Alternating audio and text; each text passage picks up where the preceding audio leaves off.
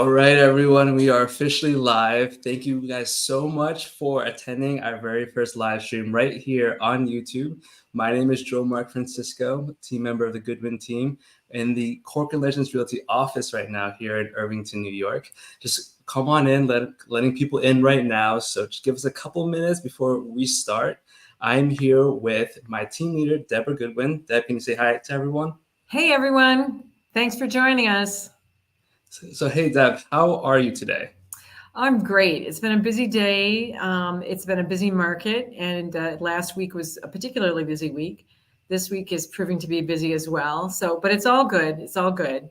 Well, that's great to hear. Now, before we go into the tail end or really the main content, I just want to let you guys know again, this is our very first live stream. So comment below if you have any questions. And also, we would love to learn where you're watching from. We're here in New York, and we are so happy that you guys are attending this very first live stream. I said before, it's going to be the first of many. So we're going to have a lot more live streams coming in here on YouTube, where right now we'll be sharing about the home buying process. But if you have any questions, feel free to contact us. Our contact information is down below.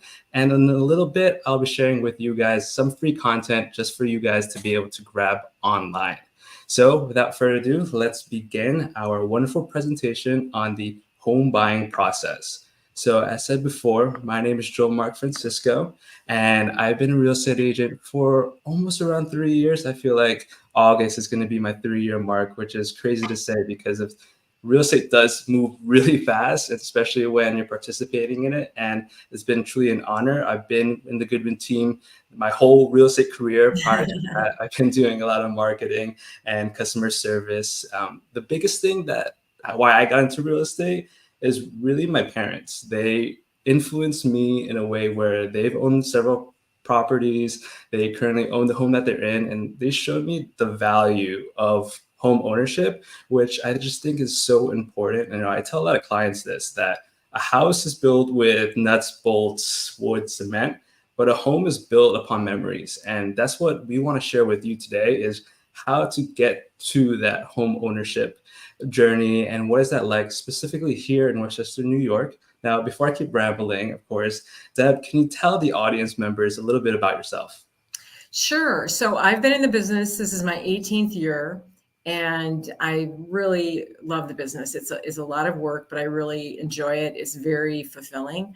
I was a business owner and decided that I sold my business. I was married. I had a couple of kids, but I still really had that entrepreneurial dream and thought, you know what, let me get my real estate license. I had owned real estate in the past, bought investment properties, rented them out, but I had never been a real estate agent. So I got my license. It's been, like I said, almost 18 years ago now. But I enjoy the business and I enjoy the process. I enjoy helping people because it's the biggest decision for most people, or the biggest purchase most people make in a lifetime. So they need the guidance and experience of someone who's done it over and over and over. So because most people don't sell homes over and over and over, but as a real estate professional, we do many, many transactions every year. So from that experience and from those transactions, we can really help guide people. We've seen almost everything that could possibly go wrong, and everything that go right. But we are still always learning, because every situation is different, because it involves different people and different properties. So, but anyway, I do really enjoy it, and I enjoy helping people find their home, as well as I enjoy the negotiations. I enjoy the problem solving. You feel such a feeling of accomplishment when someone actually buys a home, closes on it, and moves in, and like Joel said, begins creating those memories. Really are what a home is all about.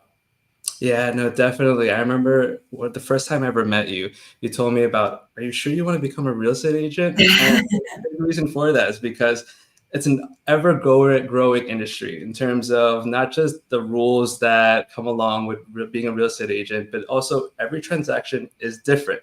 So everyone's situation is different. Things happen within the real estate world and in people's own lives as well, in terms of finance, family situations. So definitely, I do really love that part of just being able to problem solve because of those unique problems that you're talking about. So when we're going into this, as I said before, this whole presentation, this live stream is going to be about the home buying process. Here's a little bit about the roadmap that we're going to take you guys on. It's a 3-step process that's broken down into several steps. First, we're going to take you on to the search, go talk about the offer, and then finish off to the final steps where we hope to give you the keys. Now, before we go into this and talk a little bit more about the home buying process, I want to let you guys know that we have this free content for you whenever you're thinking about buying a home.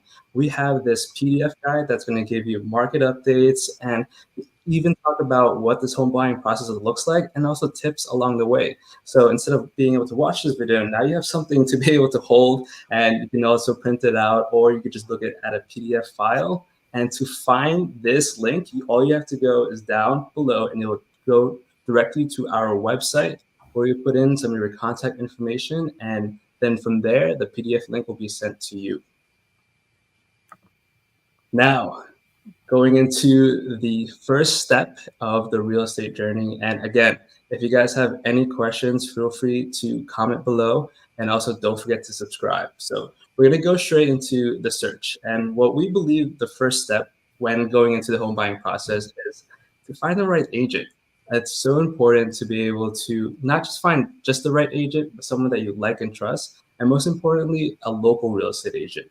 And the reason why I want to highlight the local real estate agent is because, yes, the home buying process can be the same in some states, some areas, but over time, because of the different municipalities and different rules locally, it can definitely drastically affect in terms of your home buying process if you don't have someone that already knows not just the area, but also the rules. And even with that being said, let's say this is your first time buying a home and you just don't know anyone or anything. You're not just going to be working with just a real estate agent. You're going to might be working with someone such as a mortgage lender or a mortgage broker and a real estate attorney, inspector, contractors, so on and so forth. The list goes on.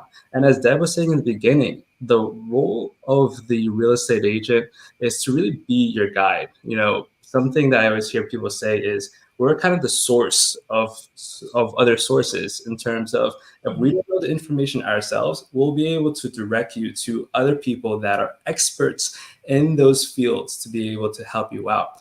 And for me, I would say some tips that I have is to keep in mind that this person is going to be with you for a good amount of time. Sometimes a transaction can be a week, month, or even a year. I even heard 2 or more, just because, as I said before, things happen in life.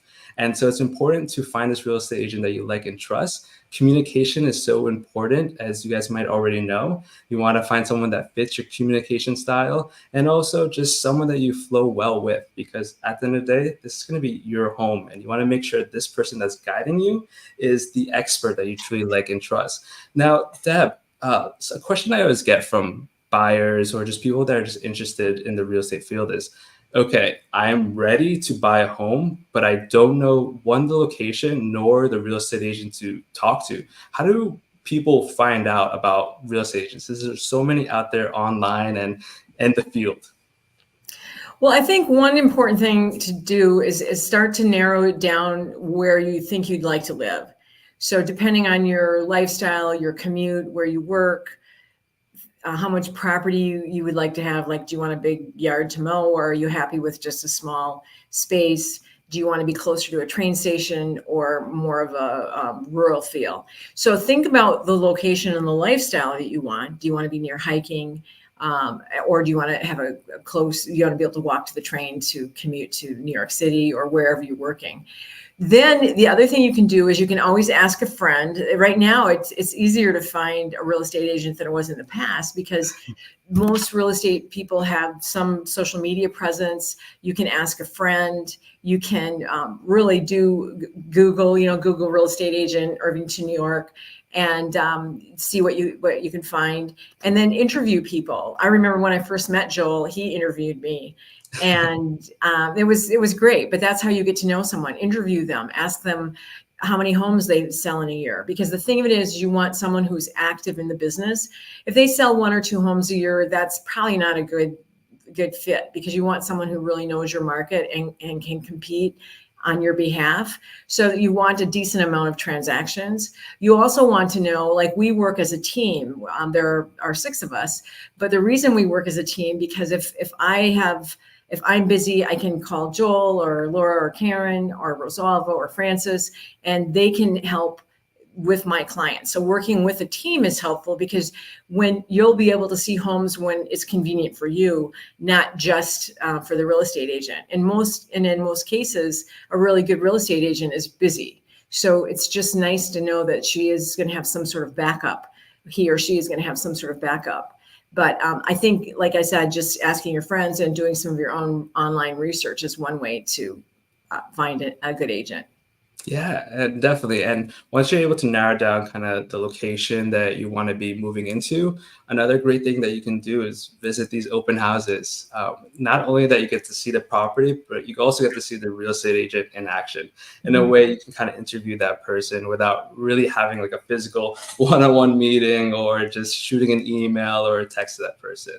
So now we go into find the right agent. So you have the real estate agent. Now, here in New York, now something that we want to point out is that you might be signing what's called an agency disclosure.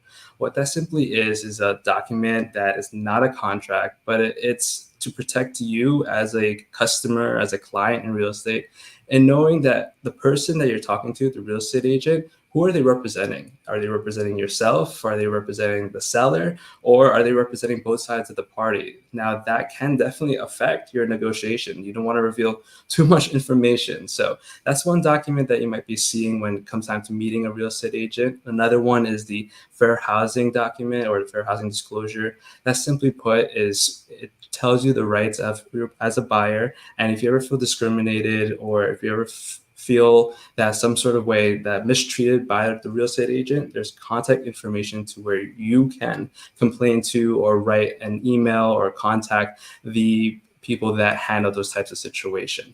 So you find that real estate agent. Now let's talk about your finances, which, while we do have these steps, some of these things you might be working simultaneously. In this case, preparing your finance, we're talking about either one, you already have the cash, or really focusing down onto the mortgage lender.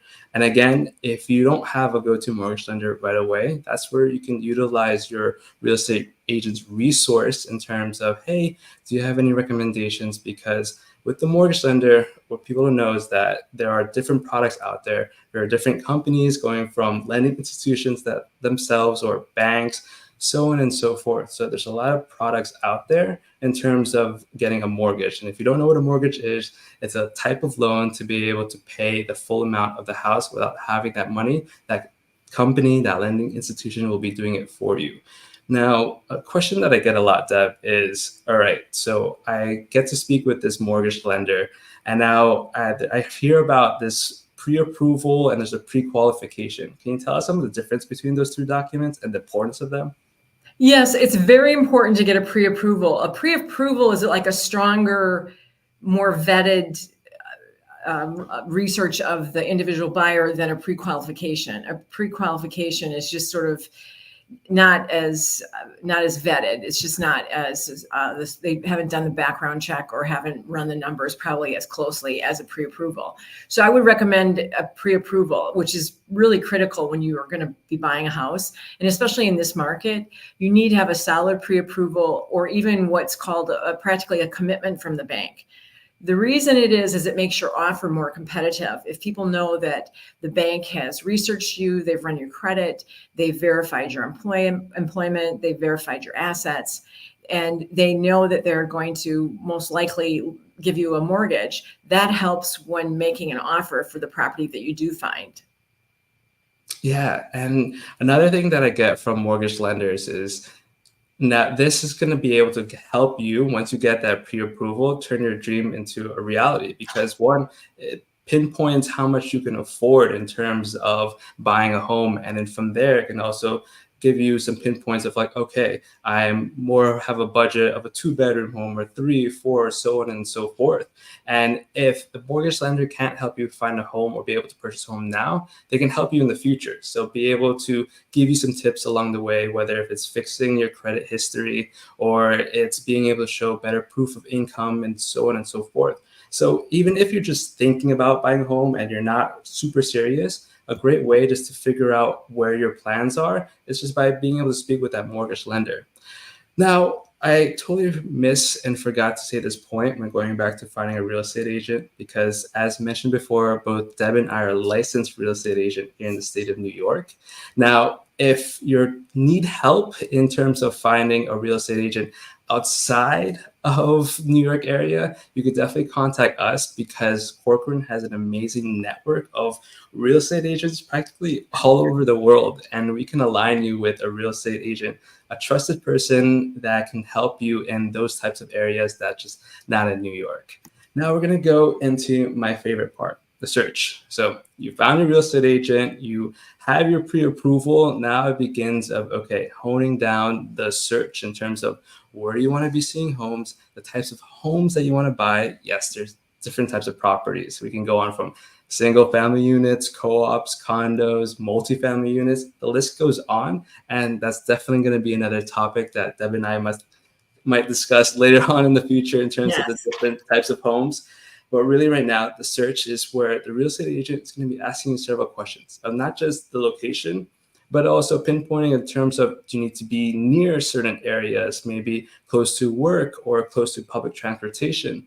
We have clients that are currently living in the city that want to live in Westchester, but they still work in the city. Instead of driving, we have different modes of public transportation that they might want to be near. It might be the Metro North or the B line bus to be able to get them to New York City. So those are some things that you're going to be talking with your real estate agent, and also just style of home can come into play. There are different types of homes here in the Westchester area, and once the real estate agent talks to you about some of the things that you're looking for in terms of maybe bedroom count, size of the property, type of the property, they're going to be setting you up into the MLS, which is called the Multiple Listing Service. This is a website for real estate agents where they can share their listings online, and you'll have direct access to that. It's kind of similar to websites that you see on Zillow or on Redfin or so on and so forth. There's so many types of websites out there. In this case, you have a close relationship with your real estate agent where you can contact them with any properties that you're interested in and then start scheduling and seeing these properties. Now, Deb, what are some of the benefits of getting access to the MLS, you would say? Well, I think the MLS has the most accurate statistics, accurate numbers for as far as square footage or taxes. It's the main source of all listing information. So, for example, all of those sites, all of the real estate sites you might be familiar with, whether it's Zillow or Realtor.com, or like Joel had mentioned, Redfin as well, those sites all draw from the MLS. So really the MLS is the main site and is the most accurate, and generally they're the most timely. So I'd highly recommend being set up on an MLS property search. And they have a special portal that you can go on and interact with your broker. You can like or heart certain things. You can delete certain listings or trash them or whatever, but it's a way to manage your search. And then you can even track if there's a home you like, you can track it as it goes maybe into pending and then finally sells. And it's a good way just to get a sense of the market. Yeah, no, definitely accurate is very important because I've had clients that shared me some Zillow listings that they found online, and I take a look at it and it says for sale. And then I call the person, and it turns out it's some sort of scam, or it's just those Zillow websites or those real estate websites, they're not updated properly. They're already closed and so on and so forth. So it's like accurate is very important, especially in a market condition that we're in right now, where, as you hear it a lot, inventory is low. And so time is of essence to a certain extent, depending on your budget and everything. So it's important to have accurate information. And as always, what Deb said is that you have direct access, not just with the website, but with your broker who can be able to assist you in answering any questions in terms of tax information or the location, or even just scheduling to be able to see all these properties. And that's what's going into the searches. Now, yes, you're going to see things online, but things can be very deceiving online versus seeing it in person. I've seen it many times where things were photographers might use a wide lens camera, or the house is painted red online, but it's actually gray. There's situations where it's oversaturated, but when you see it in person, it can be a different experience. Also, unfortunately, we don't have smell-o-vision, so you have to smell and listen to all the other and use your other senses in terms of just when seeing the home. And this process, it can take a while sometimes for some people, depending on your budget, the location that you're looking into. It could take for probably several weeks to months. And this is where the long process is really in. And at some point, you're going to be becoming the expert of that area in terms of like, oh yeah, Joel, or oh yeah, Deb, I already know this location. I just want to see the house right away. And at that point, you're starting to develop some sort of search criteria yourself and be able to filter out all the homes without even seeing it. It's the crazy sense that people develop. And you tend to notice that over time, the amount of properties that you're seeing kind of lessens because you already have seen that area, or you've seen that house. Maybe it's next nearby a property that you already saw. And so some of those situations might happen, and just keep an open mind with that. And once you're able to narrow down that home, we're going to go into the next phase, which is the offer. So Deb, can you explain what is placing an offer and kind of the essence of what an offer is? So when you're placing an offer, there are elements of the offer. So the best thing to do is to talk about, so there would be the price that you're going to offer. There would be the timing of the offer. When would you like to close? In New York, an on or about date is 30 days. You can still close when you're within compliance of a 30-day window. Say on or about July 1st, you can close as late as July 30th. So there's the price, the terms, how much you're putting down. Generally, it's 10% down at the contract signing, maybe 20% overall is what most people put down. But we're seeing a lot of cases where people are putting a lot more than that down to try to be competitive with their offer. Some people are offering all cash. So there's the dollar amount, if you're going to be getting a mortgage, if it's cash, the timing, and also other contingencies would be like an inspection contingency, which we always highly recommend. You can do inspections for information purposes, but we recommend doing an inspection. So those are the inspection and the financing would be what are called contingencies. So sometimes people, and especially in this market, we don't recommend it, but sometimes people drop their contingencies. They, like I said, maybe don't do an inspection at all, or do one for information purposes only, or they drop their mortgage contingency, which is something you would need to discuss with your mortgage person and an attorney. Because if you drop your mortgage contingency, that means, and you sign a contract to buy that house, that means whether you get that mortgage or not, you're going to have to buy that house. So if you don't have backup money or a plan B, I would be very cautious about dropping a mortgage contingency. But everybody's different. Everybody's financial situation is different. So it's just something to consider, and we can walk you through a lot of that.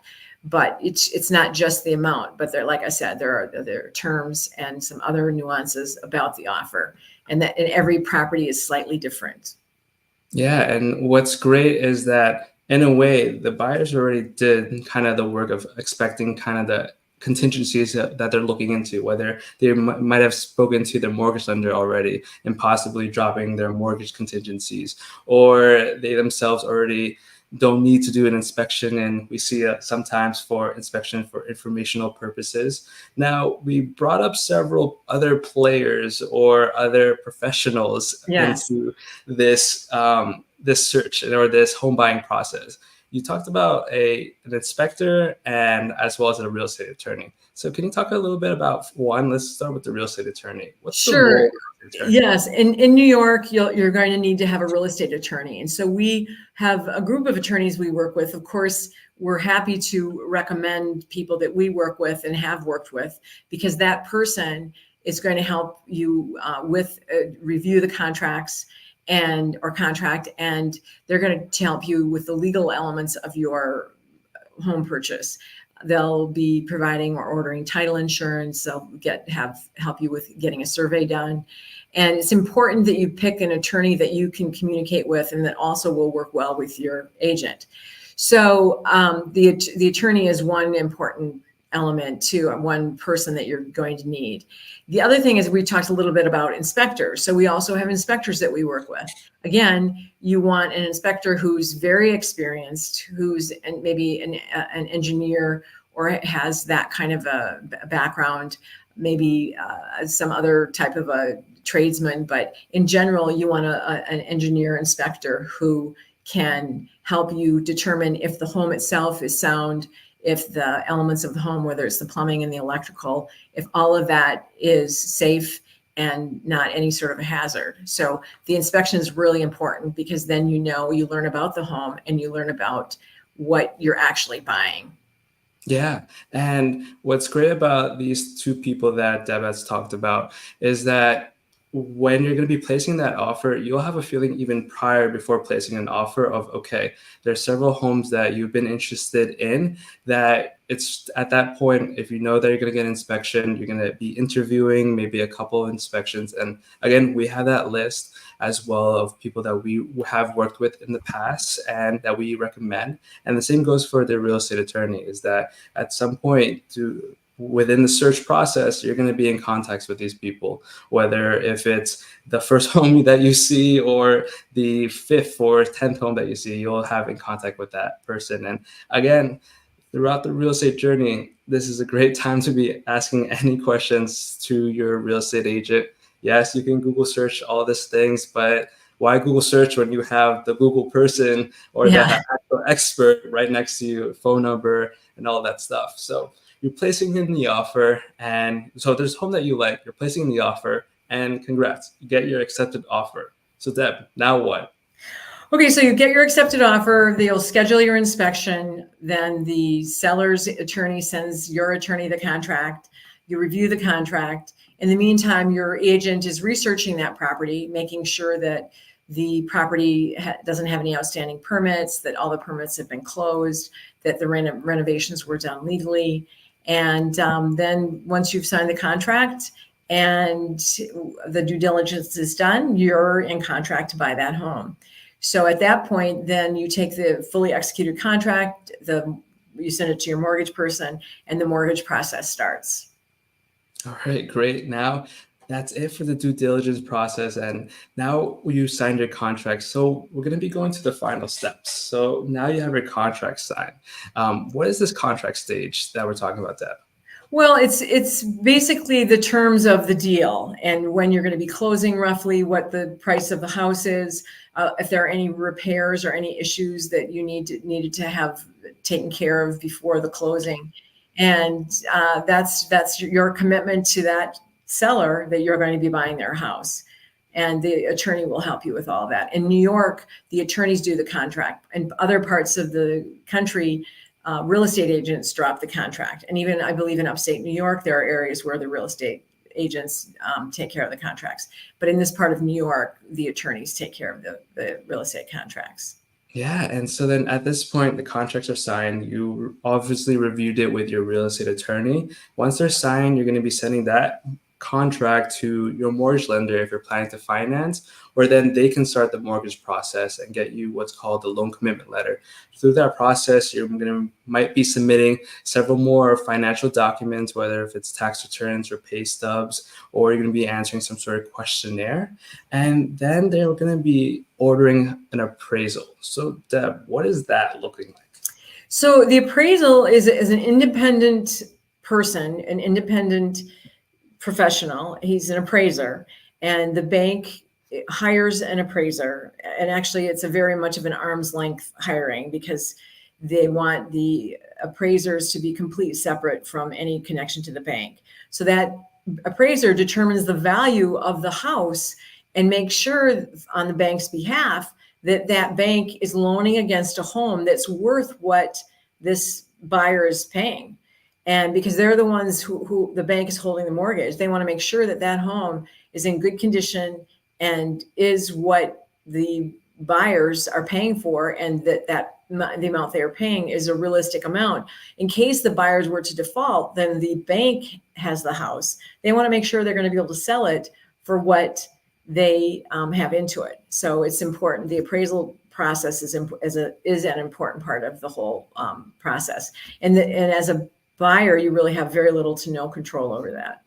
Yeah, and the most important thing is that at this point, you're going to be talking to your mortgage lender. So that's some of the things that we're talking about here about the home search process, that you're not just working with one person. Yes, the real estate agent rolls the ball, and at some point, you're going to be meeting people along the line, whether it's an inspector, a real estate attorney, a mortgage lender, and that whole team is essentially going to be helping you be able to get on this process. And what's great, again, I said before, the real estate agent can provide you those recommendations, because our goal is really to help you find and learn more about that home. There's other people that we want to direct to you that are professionals in those fields, whether if it's real estate law or some sort of legal matter, you don't want to talk to a real estate attorney.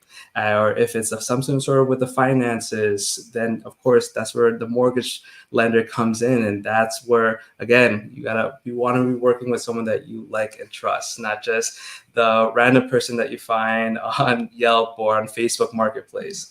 There's a lot out there, so definitely be cautious of that. And even with the inspector, because this is going to be your home, the place that you're going to be living in. Again, these professionals are there to be able to help you be able to be more confident and make sure that you make the right decisions in a timely manner. Now, we're speeding a little bit through to the final steps. Again, if you guys have any questions at all, comment in the comment section, or you can go back a little bit towards the beginning section where you can see our contact information, or there's comments, or in the description box below, you're able to see our contact information. So we get this loan commitment letter, Deb. Now we're going to go into the final steps, right? Can we close? Can I get the keys, or what's going on here? Yeah, so you have your final walkthrough. The seller has moved out. The home has to be what's called broom swept.